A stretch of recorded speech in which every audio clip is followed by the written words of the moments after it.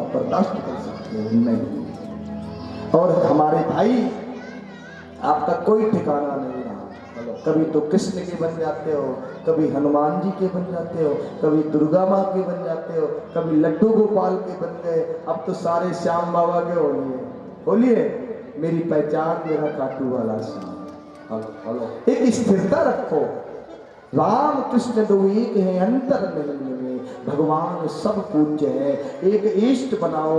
जैसे आप अपने सबको पति बनाते हो, आप लोग कौन कौन सबको पति बना लेता है? कोई है यहाँ पे जो सबको पति बना ले? डूब के भी मर जाओ फिर भी जगह नहीं मिलेगी। अगर उम्र में बड़ा है तो उसको पिता बनाओ, अगर छोटा है तो उसे बालक आप बेटा बनाओ, उसे अपना भतीजा बनाओ, सबको अपना भाई बनाओ।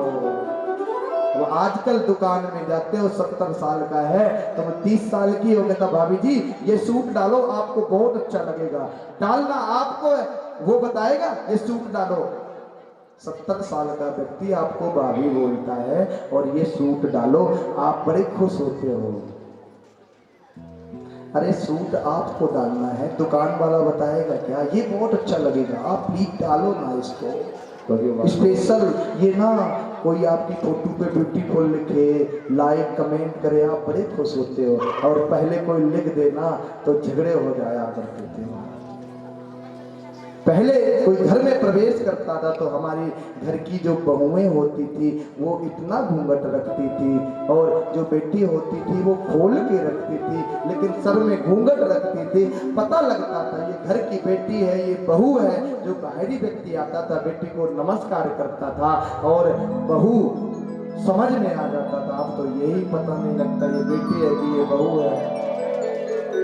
अब अगला नमस्कार क्यों करे, वो टांगों में प्रणाम करता है, टांगों में दर्द होने लग गया, इसका प्रत्यक्ष प्रमाण है। आज आचार्य सुखदेव जी कहते हैं परीक्षित ध्यान दो, ये जो शिशुपाल है कृष्ण को गाली देता है, लेकिन गाली देते समय कृष्ण का चिंतन करता है। आई बात समझ में?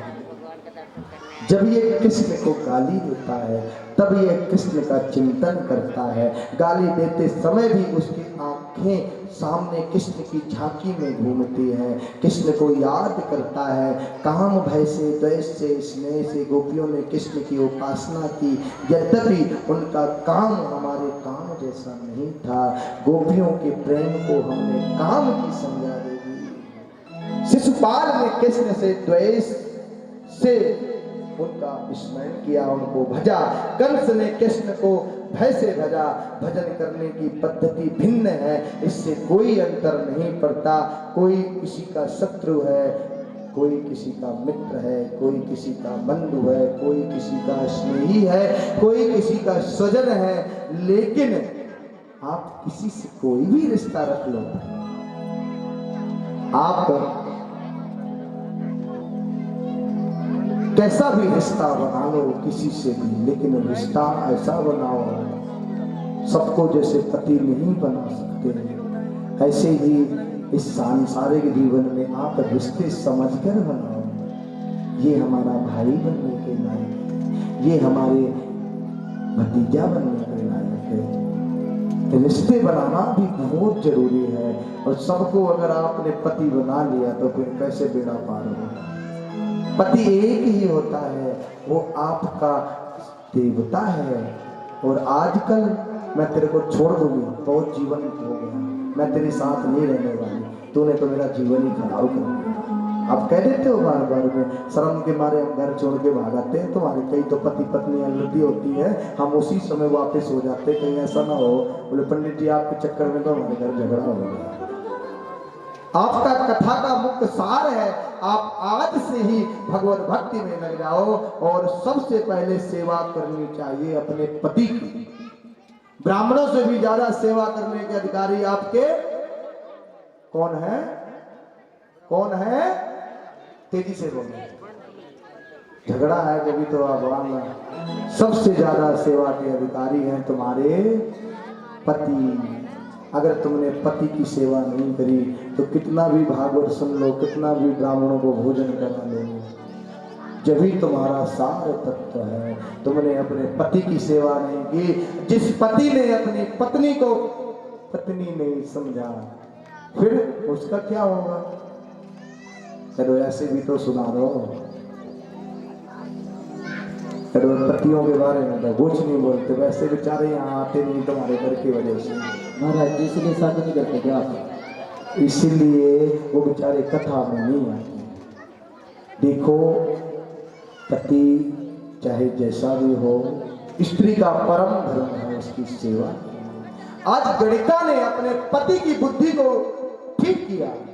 आपका पति कितना भी बिगड़ा हुआ हो, आप उसे सुधारने का प्रयास करो, लेकिन घर की बात घर के बाहर मत जाने दो। वही तुम्हारा सार है, वही तुम्हारा जीवन है।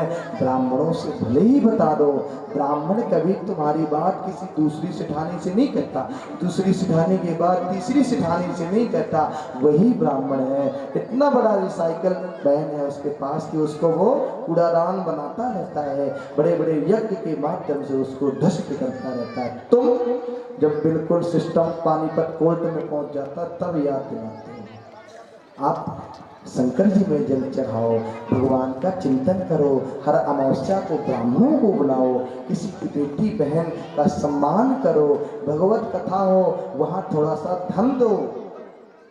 ये काम और भी कुछ करके कमाया जा सकता था धन, लेकिन धर्म करके जो धन कमाया जाता है गुरुजा जी, वो धन बहुत दिनों तक चलता है। मैं कोई और भी काम कर सकता था, लेकिन भगवत भक्ति का आश्रय लेकर जो धन कमाया जाता है वो 9 पीढ़ियों तक चलता है। बाकी तुम बड़ी बड़ी फैक्ट्रियां लगा लो, वो धन तुम्हारा 3 पीढ़ियों तक ही चलेगा। अब 9 पीढ़ी ज्यादा अच्छा है कि 3 पीढ़ी अच्छा है? आप बताओ। इसलिए तुम्हारे बेटे 16 साल का हो जाए तो आप भगवत भक्ति में लग जाओ, भगवान के प्रति लग जाओ, क्योंकि उसके लिए ये जो तुम्हारा धन है ये कई पीढ़ियों तक बढ़ जाए। नहीं, नेता का बेटा नेता नहीं बनता, मास्टर का बेटा मास्टर नहीं बनता। क्यों? वो पीढ़ी समाप्त होने लग जाती है ना। वो जब बनता है जब वह भजन करता है। डॉक्टर का बेटा डॉक्टर जब बनेगा जब वह भजन करेगा। सेठ का बेटा सेठ जब बनेगा जब वह सेठ धर्म के कार्य को करेगा। चौधरी का बेटा चौधरी जब बनेगा जब वो धर्म कार्य को बनेगा। नहीं, उसकी दशा तो उससे भी जीत है। ब्राह्मण, क्षत्रिय, वैश्य और शूद्र, ब्राह्मणों का कार्य था धर्म की रक्षा करना, धर्म के लिए महत्व सबको ज्ञान उपदेश करना। क्षत्रियों का कर्म था इस सनातन धर्म की रक्षा करना, और वैश्य बनियों का काम था महाराज सनातन धर्म में अपने धन को लगाना, अपने धर्म को बढ़ाना। और शूद्रों का काम था जो सामग्री लाना हो, जुटाना, उनकी मदद करना, उनकी हेल्प करना। अब ब्राह्मण बनिया हो गया, बनिया ब्राह्मण हो गया, कोई साधु बन गया, कोई साधु बन गया, पता ही नहीं चलता ये ब्राह्मण है, ये संत है, ये लाला जी है। पंडित अपना दुकान कर ले, वो भी लाला जी हो गए। किसको क्या कार्य मिले थे, वर्ण का कैसे विस्तारण हुआ था। आज परीक्षित को सुखदेव भगवान कहते हैं, देखो कोई उनको मित्र मानता है, परीक्षित अभी समय है, आप अभी लगन लगा लो, ऐसी लगन लगाओ, ऐसी लगन लगाओ कि मुझे चढ़ गया राधा रंग रंग। ऐसी लगन लगाओ कि रंग रंग में कृष्ण बसे हैं, वह रंग कहाँ से लाऊं, मेरा तो सारा जीवन ही रंग बन हो गया, ऐसे मैं रंग मंच कहाँ से लाऊं।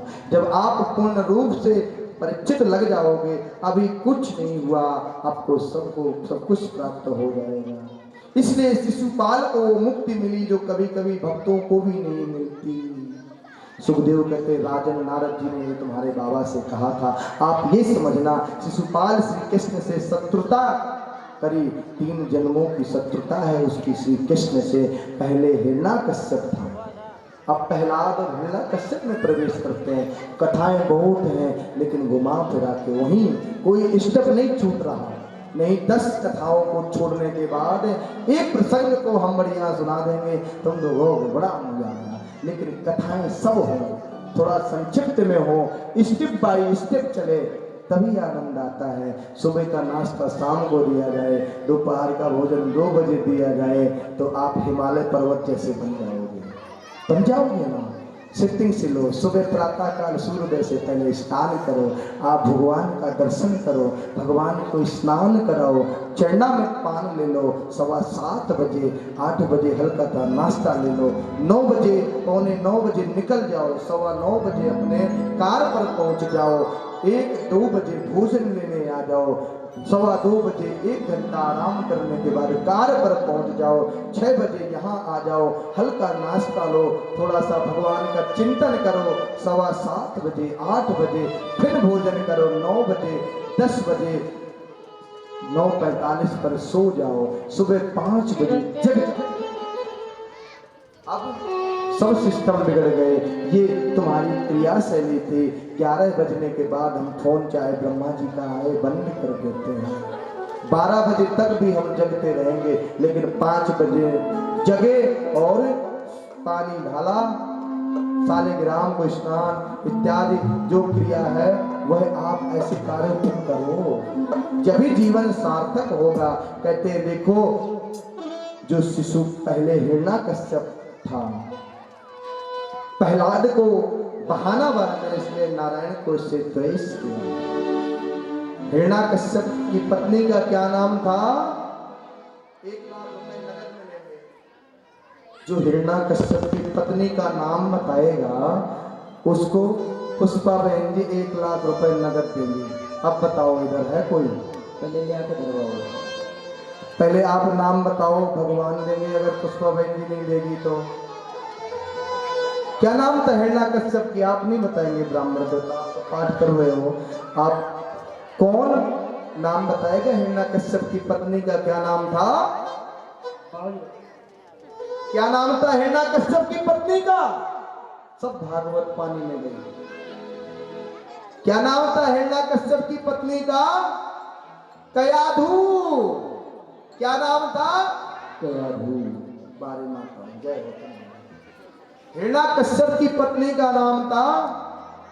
1 लाख रुपए मुझे दोगे सारे लोग मिलके? मैंने तो इतनी हिम्मत करी, 1 लाख देने की बात कर दी। शायद यहाँ कोई ज्ञानी होता तो फिर मैं कहां से लाता, लेकिन मैं सबसे कहता हूं सारे लोग मिलके मेरे को दोगे? कौन देगा मेरे को 1 लाख रुपए? ये बताओ, है कोई देने वाला? अरे मुझे नहीं चाहिए 1 लाख रुपए। अगर देना है तो एक चीज दे देना, जो तुम्हारे अंदर बुरी आदतें बड़ी हैं वो मुझे दे देना। मैं तुमसे लेकर अपने बिहारी जी के चरणों में डाल दूंगा तो आप ही पवित्र हो जाएंगे। अगर देना है तो एक चीज दे देना मेरी माताओं, जो तुम्हारे अंदर बुरी आदतें भरी पड़ी हैं, जो तुम्हारे अंदर बुरी आदतें भरी पड़ी हैं वो मुझे दे देना। मेरी झोली में भागवत जी के सामने आकर मुझे दे देना, वो मैं सब अपने बिहारी जी के चरणों में डाल दूंगा। कम से कम आप पवित्र हो जाएंगे, आपका जीवन मंगलमय हो जाएगा। अगर मुझे भी अपनी बलि देनी पड़ी तो मैं दे दूंगा, लेकिन इतनी माताओं का अगर जीवन मंगलमय हो जाएगा, मेरी कथा वहीं सार्थक हो जाएगी। कौन कौन दे देगा? मेरी बुरी आदतें आप दोगे मेरे को? नाम लेके बुलाऊं जब ही दोगे? अरे है कोई?